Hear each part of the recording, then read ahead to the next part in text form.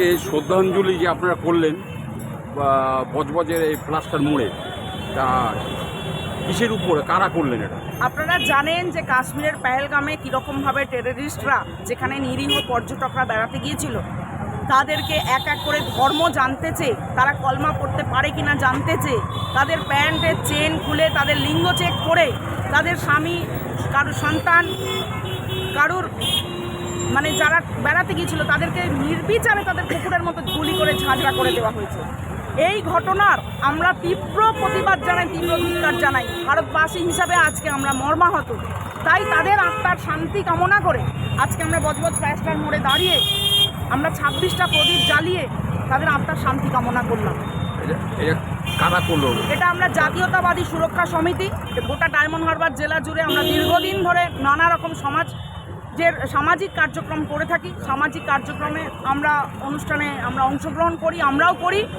সেখান থেকেই আজকে আমরা এই আয়োজন করেছিলাম। এই তিরঙ্গা পতাকা তলে দাঁড়িয়ে, যেহেতু তিরঙ্গা আমাদের শান, তিরঙ্গা আমাদের জান, তিরঙ্গা আমাদের মান, তাই তিরঙ্গার পতাকা তলে দাঁড়িয়ে আমরা আজকে সমস্ত ভারতবাসীকে আজকে রং, পার্টি কালার, ধর্ম, বর্ণ, জাতি সব কিছু ভুলে, সব বিভেদ ভুলে সমস্ত ভারতবাসীকে আজকে এক হবার ডাক দিয়ে আমাদের আজকে এই প্রোগ্রামটা করেছিলাম। জম্মু কাশ্মীরে যখন সেনারা ছিলেন সে সময় তো কিছু হলো না, কিন্তু ওখানে একটা গভর্নমেন্ট, কংগ্রেসের গভর্নমেন্ট ওখানে গঠন হয়েছে। তাহলে এত বড় একটা ঘটনা জঙ্গিরা যে লুকিয়ে রয়েছে, তা সেই সরকারের কি কোনো ভূমিকা ছিল না? অবশ্যই সেই সরকারের প্রত্যক্ষ মদতেই এটা হয়েছে। কারণ আপনার বাড়িতে শত্রু তখনই প্রবেশ করতে পারবে যখন আপনার বাড়িতে ছিদ্র থাকবে, এবং আপনার বাড়ির লোকেরাই সেই ছিদ্রটা করে রাখবে যাতে কি সেখানে বাইরের লোক প্রবেশ করতে পারে। 2019 সালে যখন 370 ধারা বিলোপ হলো, তারপরে আমরা ভেবেছিলাম হয়তো কাশ্মীরে অনেক বড় বড় কিছু ঘটনা ঘটতে পারে, কিন্তু সেখানে পিন ড্রপ সাইলেন্স। তারপরে আমরা সেখানে লালবাগে তিরঙ্গা পতাকা উত্তোলন করেছিলাম, যেটা ভারতের ইতিহাসে একটা গৌরবোজ্জ্বল অধ্যায়। তারপরে যখন এই সরকার 370 ধারা বিলোপ করা হয়েছিল, তারপরে আজকে এখানে যখন একটা নির্বাচিত সরকার হয়েছে, সেই নির্বাচিত সরকারে আমরা কি দেখলাম, যে টেররিস্টরা ঢুকে পড়ে এরকমভাবে তাদেরকে মারল। আজকে তার বিরোধিতা করে আজকে আমরা এখানে একত্রিত হয়েছি।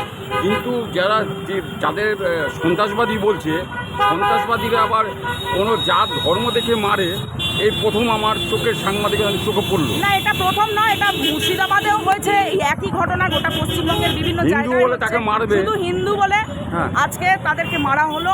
আজকে যারা ওখানে একজন অধ্যাপক, তিনি কলমা পড়তে পেরেছিলেন বলে তাকে প্রাণে ছেড়ে দেওয়া হয়েছিল, মারা হয়নি। কিন্তু সন্ত্রাসবাদীদের একটা ধর্ম তো আছেই, যারা সন্ত্রাস। ভারতবর্ষে পশ্চিমবাংলার রাজ্য, এখানে যা দেখছি এই যে এত বড় ঘটনা, তার পরিপ্রেক্ষিতে বিরোধী যারা রাজনীতির লোকেরা তারা এখন নেমে পড়ে তারা বলছে খালি হিন্দু হিন্দু বলে আর জিগির তুলছে, মানে হিন্দু হিন্দু বলে হিন্দু মুসলমানের দাঙ্গা বাড়াতে চাইছে। একটা দেশের নিরাপত্তার ব্যাপার হয়েছে এত বড় ঘটনা, তারা ওই জায়গাটাকে গুলিয়ে দিয়ে তারা এখন এই কথা বলছে। একটা প্রোগ্রাম হয়েছে, কথা বলেছে। এই বিষয়টা সামলানোর দায়িত্ব সম্পূর্ণভাবে রাজ্য সরকারের, সম্পূর্ণভাবে রাজ্য প্রশাসনের, যারা রাজ্যেতে সরকারে রয়েছে। আমি বিগত 2 সপ্তাহ ধরে ইউপির বিভিন্ন জায়গায় ঘুরে এসেছি, সেখানে না ওয়াক অফ নিয়ে আর না এটা নিয়ে কোনো রকম দাঙ্গা হাঙ্গামা কিছু নেই।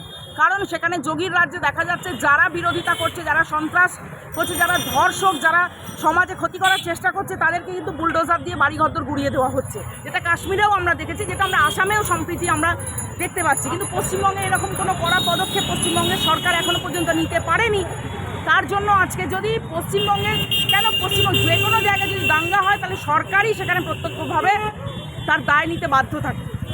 আমাদের পশ্চিমবঙ্গ সরকারকে আরও কঠোর হতে হবে। আর কত প্রাণের বিনিময় সরকার কঠোর হবে। আমার একটা লাস্ট প্রশ্ন, হিন্দু কথাটা তুললেই দেখি সব রকম রাজনৈতিক দলের লোকরা ঝাঁপিয়ে পড়ে, হিন্দু বললেই যেন মানে একটা অপরাধ। এটা আমি মাথায় নিতে পারি। এটা সম্পূর্ণ ভোটের রাজনীতি। হিন্দু বললেই কি অপরাধ? এটা সম্পূর্ণ ভোটের রাজনীতি। পশ্চিমবঙ্গে এটা একটা তোষণকারী সরকার চলছে। হেলমেট ছাড়া যখন জালি টুপি মাথায় দিয়ে যখন তারা স্পিডে বাইক চালিয়ে বেরিয়ে যাচ্ছে, ট্রাফিক রুল ব্রেক করছে, তখন কোনো অসুবিধা নেই। কিন্তু আপনি যদি তিলক দিয়ে আপনি যদি জয় শ্রীরাম ধ্বনি দেন, তাহলে আপনি সাম্প্রদায়িক, এই বলে দাগিয়ে দেওয়া হচ্ছে। এইগুলোকে বন্ধ করতে হবে। কিন্তু এই রাজ্যের মুখ্যমন্ত্রী যখন গার্ডেন ব্রিজের বাড়ি ভেঙে পড়ে, তখন 10 মিনিটের মধ্যে পৌঁছে যায়, কিন্তু মুর্শিদাবাদে এত বড় ঘটনা ঘটলো এখন উনি পর্যন্ত এখনো পৌঁছালো যাওয়ার না। সময় পাননি। আর এই আমি জঙ্গিদের জানি না- ইসলামী মৌলবাদী জঙ্গি ওনার মুখ থেকে শোনা গেল না।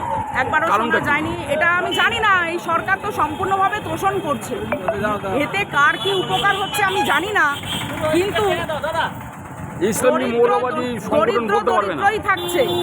আর এই সমস্ত জঙ্গি সংগঠনগুলো পশ্চিমবঙ্গের বিভিন্ন জায়গায় বোম ব্লাস্ট হচ্ছে, তারা ঘাঁটি গেড়ে বসে রয়েছে।